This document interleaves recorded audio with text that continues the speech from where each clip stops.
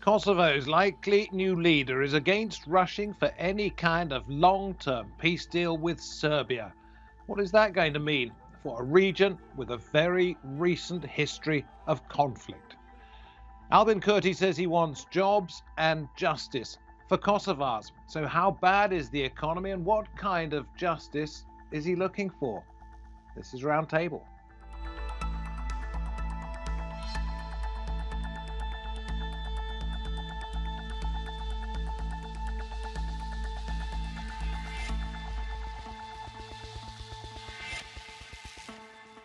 Welcome to the programme. I'm David Foster. Well, Kurti's win has also raised questions once again about Kosovo's possible unification with neighbouring Albania. Kosovo's left-wing main opposition party, Self-Determination Movement, has won the country's parliamentary elections and secured the most seats of any political party in the country's short history. The party briefly came to power leading a coalition government last year, but lasted only 2 months. Now it's in charge as a single ruling party, the first time that has happened in Kosovo. The Self-Determination Movement's leader, Albin Kurti, is due to become the next Prime Minister.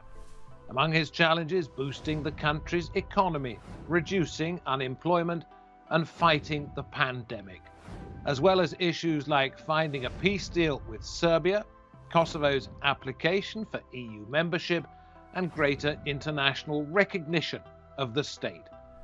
This was the country's 6th election in just over a decade. Can new leadership bring political stability to Kosovo?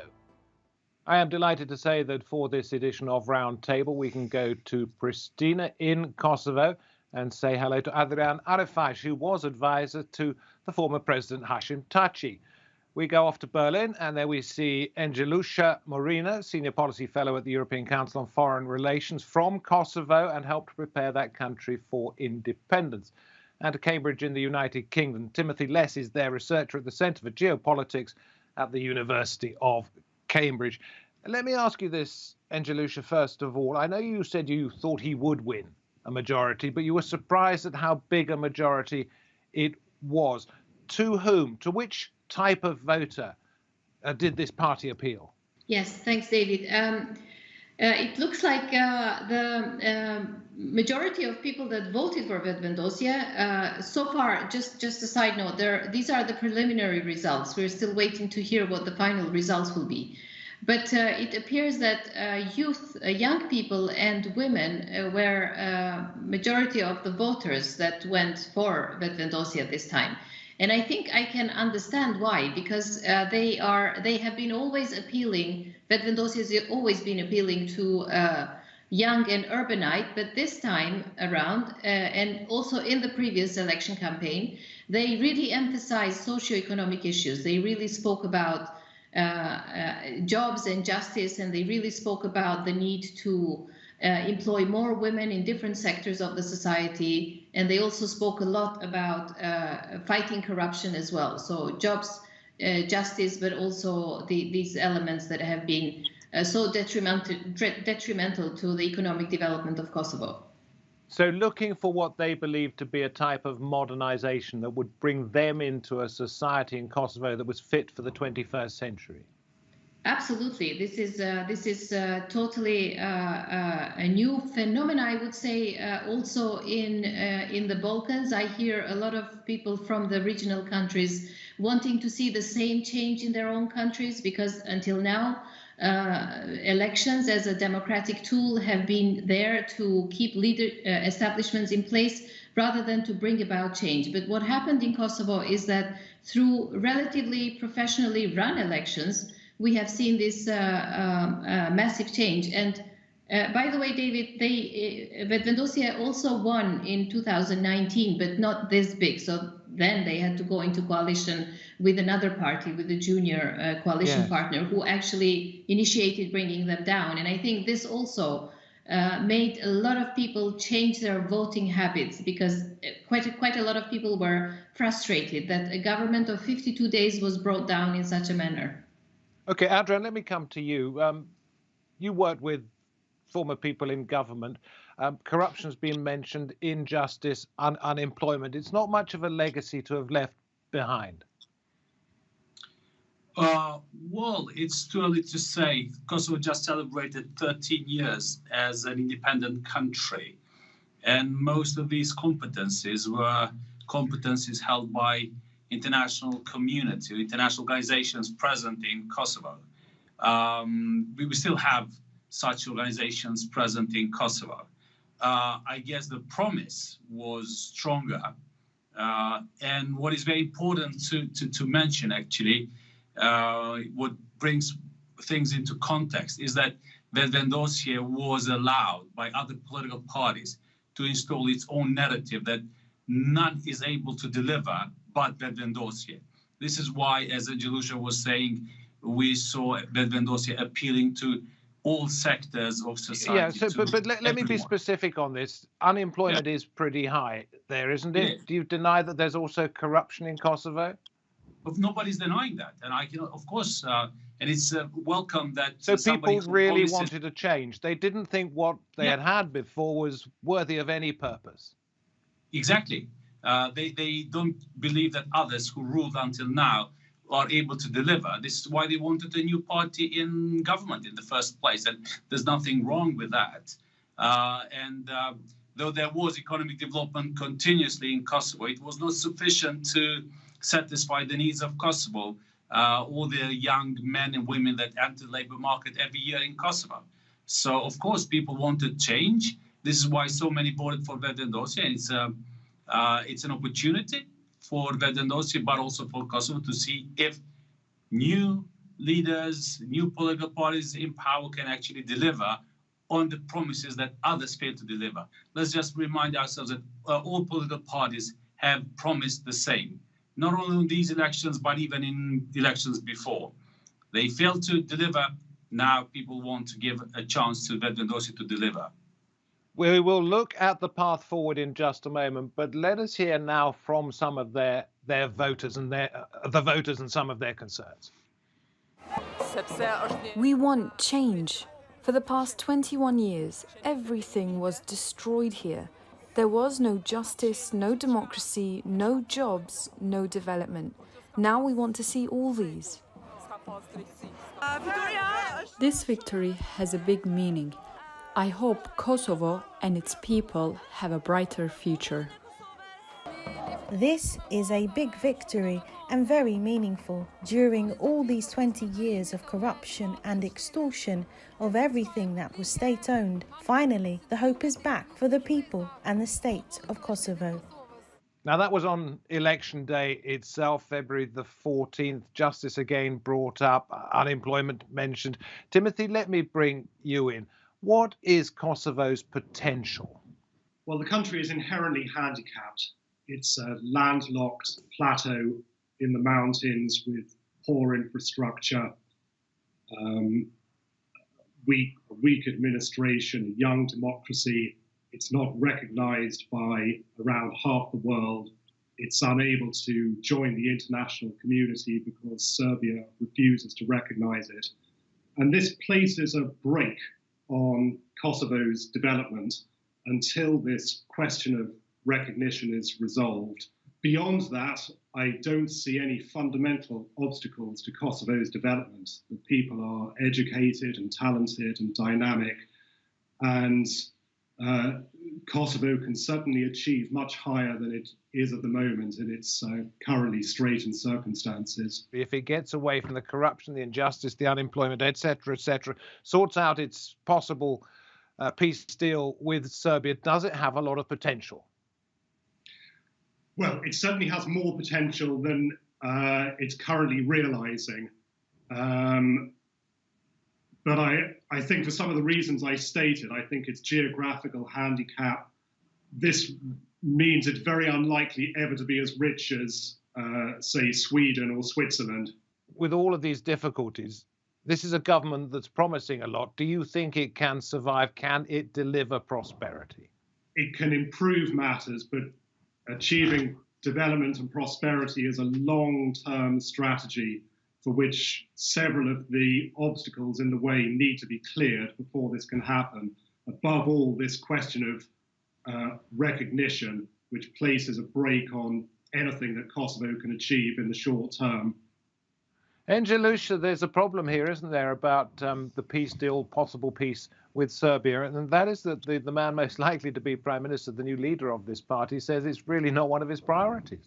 That's right. This is what we've been hearing in recent days and weeks, that dialogue with Serbia will not be top of his priority because there are all these internal issues that Albin Kurti has been campaigning for, and this is what people voted for. People in Kosovo want to see real change, tangible change. And in many polls, dialogue with Serbia doesn't really come in the near top 5. It's usually 6th or 7th issue. But anyhow, I think the dialogue process is there. It will continue most likely pretty soon. There has been well wishes for the electoral process, and then the second thing from all international leaders and Brussels as well is the need to continue the dialogue. So the topic is there, and the process is not going to go anywhere. I think what is going to be interesting to watch is the approach that the new government will take vis-a-vis the dialogue with Serbia. Albin Kurti and his cohort have never said that they are not going to talk. They are not going to stop the dialogue. This is not what I am hearing. They say that they want to have a dialogue with EU and US about this dialogue process. Then they want to talk to Serb community in Kosovo, and then find out exactly what the approach would be, what the feasible and sustainable approach would be for them to continue the dialogue. Because let's not forget, David, they have been very critical. Vetëvendosja and its leader, Albin Kurti, have been very critical how the dialogue process has been led by the previous government. So what I hear and what I understand is that they want to do it differently, and they want to do it in a way that it would be sustainable for the people of Kosovo and for its communities. Yeah, I'm just wondering here, because Kosovo gets a great deal of money from the EU. It is one of the big donors to the country. And we heard this from Josep Borrell, EU Minister of Foreign Affairs, just before the election results in Kosovo. Kosovo's European path also goes through the comprehensive normalization of relations with Serbia. And the EU expects the new authorities in Pristina to engage and seize the opportunity in front of them to reach a comprehensive agreement.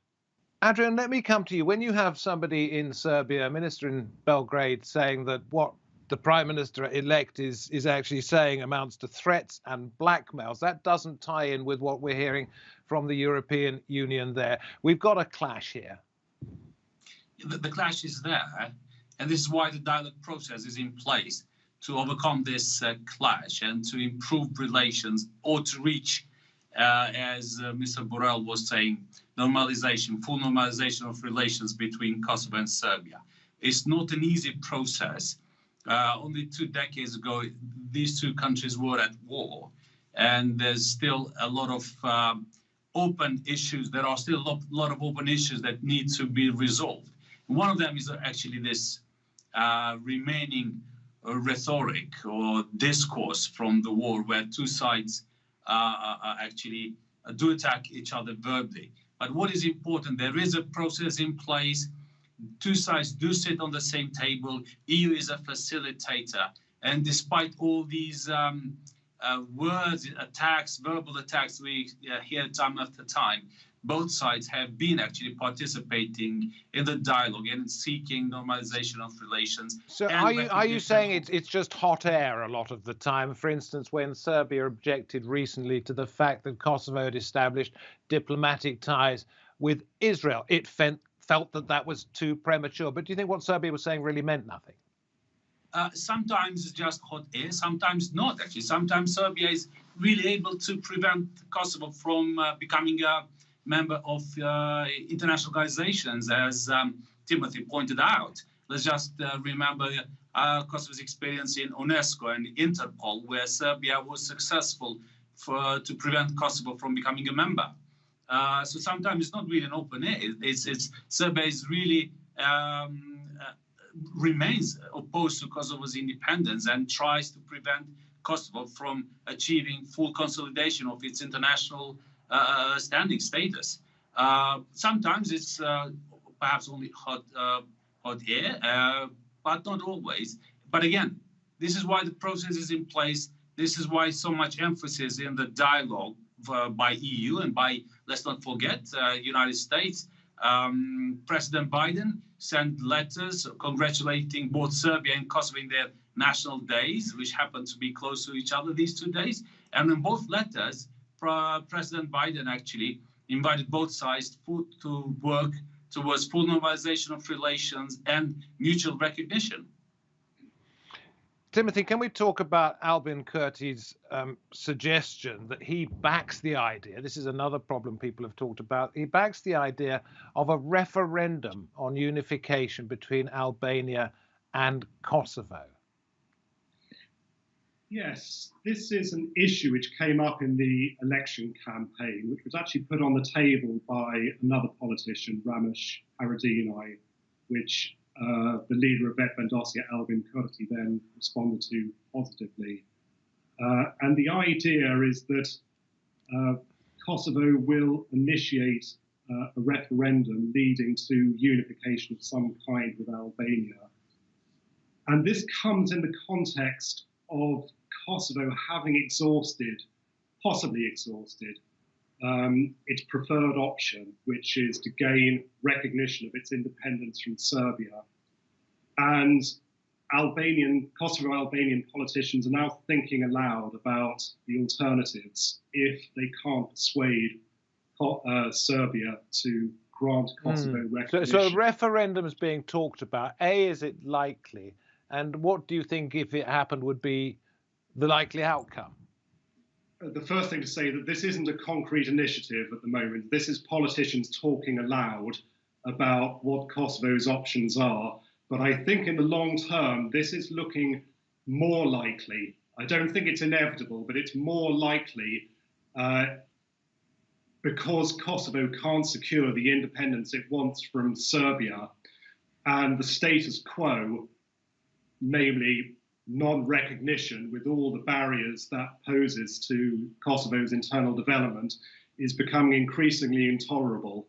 And so if you eliminate those two options, all that's left is unification with another state, for which Albania is clearly the most preferable, given that the people living in Albania belong to the same national group. I mean, as for opinion polls, these indicate very strong support for unification in both Albania and Kosovo, but with a major caveat, which is that in Albania, the people would still rather join the European Union, which doesn't like the idea of Albanian national unification, and they won't pursue it against the will of the EU. And in Kosovo, the people are still very focused on independence, and they'll only start to consider unification with Albania when they have reached the conclusion that independence is impossible. Okay, I'm going to ask our other two guests to comment on the idea of independence or unification, I beg your pardon, with Albania in just a moment. But Timothy, I want to ask you about something you've brought up, which is new to me, which is about the difficulties of plotting any kind of path from this with EU membership, with Albania, with Kosovo, with Serbia, with so many other countries involved. You think the European Union will not want to enlarge the bloc, but may decide it's a good idea to press for the Balkans area here to go back to the years of a former Yugoslavia. Is that correct? Well, in essence, that is correct, although no one's talking about Yugoslavia at the moment. Doesn't matter what you call it, but it's a bloc of countries under one umbrella. Well, what I see at the moment is that the process of EU enlargement is in very serious trouble. And I think I would go so far as to say it's not happening. And so this leaves the question for the Europeans, what to do with the Balkans. You can't disregard it because it's an unstable region, and Russia and China and Turkey are all in there. And so the Europeans are now searching around for alternative options for stabilizing the region. And what I can see is that the thrust of European policy and American policy, for that matter, is towards the closer political and economic integration of the region, manifest in an initiative to set up a customs union and a so-called mini Schengen, which aims to replicate some of the conditions of the EU's single market in the Western Balkans. And I think if you follow the logic of this process to its logical destination, it implies the establishment of some kind of new regional entity, which certainly won't be a new Yugoslavia, which was really a product of its time and its place, but it will be something in the region which downgrades the importance of international borders and allows goods and trade. Controversial, Timothy. I've got to stop you just because of time limitations, because I want to get Engjellushe and then Adrian to respond to that. First of all, Berlin, what do you say, Engjellushe? I'm just amazed at these two concepts. First of all, let me just correct something. It is true that one of the political party leaders, Ardian, did use a referendum with Albania as a desperate campaign issue. It was never. It never appeared to be that with this Albin Kurti agreed. This is not the case. I don't think so. What happened was he answered to a journalist question whether he would support the referendum with Albania, and to be fair to him, he said there's so many other pressing issues. This is in Kosovo. This is a hypothetical issue, but if it were to be the case, I would say yes. And he said he would vote for a referendum. Okay, that point slightly cleared up. What about the idea of a Balkans federation? Time is our enemy. I know. I just want to clarify. Kosovo does not have that option. It will be unconstitutional. Constitutional law of Kosovo does not allow Kosovo to join another country. Get that, but I want to bring Adrian in, and I want your thoughts on the federation idea. But on the confederation, I don't know where this is coming from. There is a strong support for enlargement from Germany and other countries in Europe. What they don't want to do, in particularly France, they don't want to bring new countries in before EU had reformed itself, so it's able to deal with countries such as Hungary and Poland when they break the law. They don't want to bring in another country that would use its veto power in the EU because they are being backed by China and Russia. I don't think there is another Balkan Confederation going on. I think this is really misleading, and I haven't heard anyone talk about this. There is, of course, well, we have on Roundtable, which is very. No, I mean, very there's good. Of course the idea of mini Schengen. I've got to bring Adrian in. I do have to bring him in because I want to ask you, as we come towards the end of the program, what do you think it's going to take for the new political leadership in your country to make a success of, to make life enjoyable, prosperous, something to look forward to for the Kosovars themselves? Well, definitely, it's focusing on internal issues such as economic development, justice, improving rule of law in general, fighting corruption. But this cannot be done separately from international obligations or international needs of Kosovo. That is dialogue with Serbia, normalization, recognition from Serbia, and becoming member of United Nations and other international organizations. This is preventing also internal development, such as foreign investors coming in Kosovo who need wider political stability. So these two are interlinked. You cannot focus on internal issues only and forget foreign policy, including dialogue with Serbia and regional cooperation. But do you have the youth vote and the women's vote now? It looks like this government will last or not. What do you think? Well, it will last because other political parties have failed until now to deliver, and until they reform and they bring in people who will convince the voters that they can also deliver where they have failed to deliver until now, it will be difficult to see how current government will lose support quickly. On the other hand, this government, the new government, we assume is going to be Vetvendosi and Albin Kurti, has really promised a lot. There are very high expectations. And let's not forget something. A lot of vote is not the vote for Vetvendosi as much as it is a negative vote against other political parties. And this does not make a very stable vote, not very stable constituency and voters, and they can be disillusioned very quickly. So the new government, led by Vetvendosi, led by Albin Kurti, must begin to deliver immediately. And let's not forget, there's also the pandemic. There's also economy hurt by the pandemic. And this will also put pressure on delivering on these other promises, which actually take a long term to implement. Listen, thank you very much indeed. I would have liked to continue the conversation. Well, we have done many times here on Roundtable. I took a look back before we came on air, and this is the 4th or 5th time we have talked about Kosovo, because it is so pivotal to stability within the Western Balkans. Listen, I thank you very much indeed, out of Berlin, out of Pristina, and out of Cambridge in the UK, for your time. And I thank you wherever you happen to be picking up this edition of Roundtable. You can get this program and indeed a great deal many more if you go to our YouTube channel. That's TRT World Roundtable on YouTube. From me, David Foster, from the team behind the scenes that make it work, we thank you for your company. We hope to have you with us next time. Until then, goodbye.